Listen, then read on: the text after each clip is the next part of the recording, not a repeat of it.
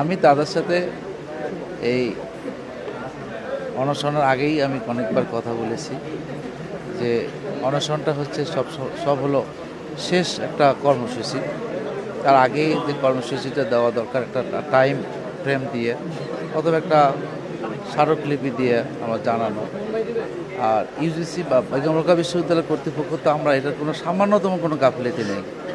আমরা 108তম সিন্ডিকেটে এই বিশ্ববিদ্যালয় লেজিবিলিটি ছাত্র রাজনীতি বন্ধ করার পরেই আমরা ঘোষণা করছি সেদিনেই যে বেগম রোকেয়া বিশ্ববিদ্যালয়ের ছাত্র সংসদ হল সংসদ চালু করব।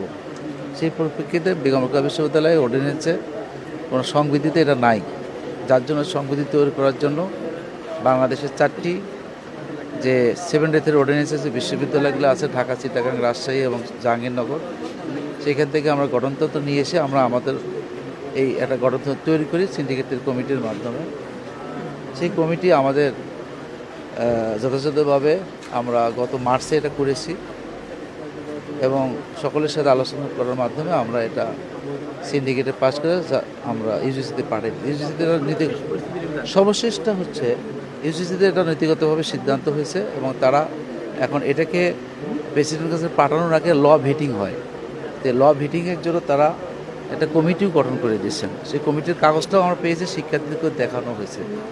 এখন এই ল ভিটিংয়ের মানে ইউজিসির মেম্বার আছেন, আমাদের ঢাকা বিশ্ববিদ্যালয় আইন অনুষদের ডিন আছেন এবং 2 জন জেলা দায়রা জজে আছেন এবং পাবলিক বিশ্ববিদ্যালয়ের পরিচালক আছেন এবং বেগম রোকেয়া বিশ্ববিদ্যালয়ের 2 জন প্রতিনিধি আছেন।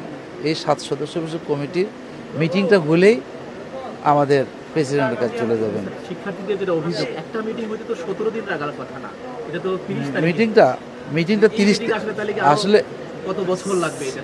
এখন তাদের সাথে এটার জন্য আমরা একমত। আমরা তো এই জন্যই এখানে আমাদের মধ্যে কোনো ডিস্টেন্স নাই। ডিস্টেন্সটা হলো যে ইউজিসি তাদের কর্তৃপক্ষ আমাদেরকে এই বিষয়টা অগ্রাধিকার ভিত্তিতে দেখতেছে, সেটা আমাদের মৌখিকভাবে বলেন, কিন্তু কাজটা একটু ধীর গতিতে। এটাই হলো আমাদের সবচেয়ে বড় বিড়ম্বনার কারণ। আজকে যে কথা হচ্ছে, যে কথাটা হচ্ছে যে অতি শীঘ্রই আমরা মিটিংটা ডেটটা দিচ্ছি, কারণ ডিন সাহেবের সাথে কথা বলতে হবে, দায়রা জজ সবাইকে উপস্থিত থাকতে হবে, সবাইকে প্রতিটা পেজে সাইন করতে হবে। এটা সবার সাথে ইউনিফর্ম একটা তারিখ নির্ধারণ না করা পর্যন্ত মানে এককভাবে নির্ধারণ করা যায় না। এটা